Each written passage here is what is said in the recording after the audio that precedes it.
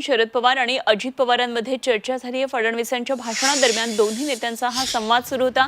वायबी सेंटरमध्ये दोन्ही नेते एकाच मंचावर होते। वायबी सेंटरमध्ये राज्य सहकारी बँकेचा कार्यक्रम होता आणि या कार्यक्रमानिमित्तानं हे दोन महत्त्वाचे नेते एकत्रित दिसले। तेव्हा काका आणि पुतणे एकाच मंचावर होते। दोघांमध्ये चर्चा झाल्याचंही कळतंय। आपल्याला मार्गदर्शन करून पुढील कार्यक्रमाला गेलेले आणि या संदर्भात आणखी सविस्तर तपशील जाणून घेऊया। आमचे प्रतिनिधी सीमा आढे आपल्या बरोबर जोडल्या गेल्यात। सीमा, शरद पवार आणि अजित पवार यांच्यामध्ये मंचावर चर्चा होताना दिसते आणि ही दृश्य निश्चितच काही वेगळे संकेत देतात। फडणवीसांचं भाषण सुरू होतं तेव्हा या दोन्ही नेत्यांचा संवाद सुरू होता। काय नेमके तपशील?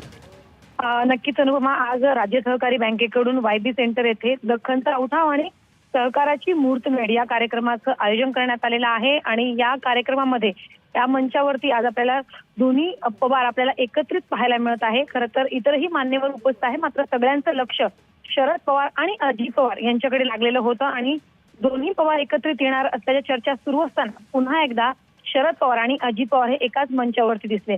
खरं तर मंचावरती आल्यानंतर कार्यक्रमाची सुरुवात झाल्यानंतर काही तास दोघांमध्ये म्हणजे शरद पवार आणि अजित पवार यांच्यामध्ये कोणताही संवाद झालेला नव्हता। मात्र जेव्हा मुख्यमंत्री देवेंद्र फडणवीस हे भाषण करत होते तेव्हा अजित पवार आणि शरद पवार यांच्यामध्ये संवाद झाल्याचं पाहायला मिळालं। दोन्ही नेते हे एकमेकांशी बोलत होते आणि सगळ्यांच्या नजरा खरं तर ज्या गोष्टीकडे लागून होत्या, एकमेकांशी ते संवाद साधतील का, बोलतील का, असा एक सवाल जो उपस्थित केला जात होता या कार्यक्रमापूर्वी। अगदी कार्यक्रम सुरू असताना दोन्ही नेते एकमेकांशी बोलत होते। खरं तर आता शरद पवार आणि अजित पवार हे एकत्रित येणार असल्याच्या चर्चा ज्या प्रकारे सुरू होत्या, आपण नेहमीच बघतो की सहकारी विभागाचे अनेक कार्यक्रम पार पडतात आणि त्या कार्यक्रमामध्ये शरद पवार आणि अजित पवार एकत्रित येतात, त्यांच्यामध्ये गुप्त बैठका सुद्धा होतात। त्यामुळे अनेक चर्चांना उधाण येत असताना आज पुन्हा एकदा दोन्ही नेते हे एकत्रित आले आणि दोन्ही नेत्यांमध्ये संवाद झाल्याचं पाहायला मिळत आहे।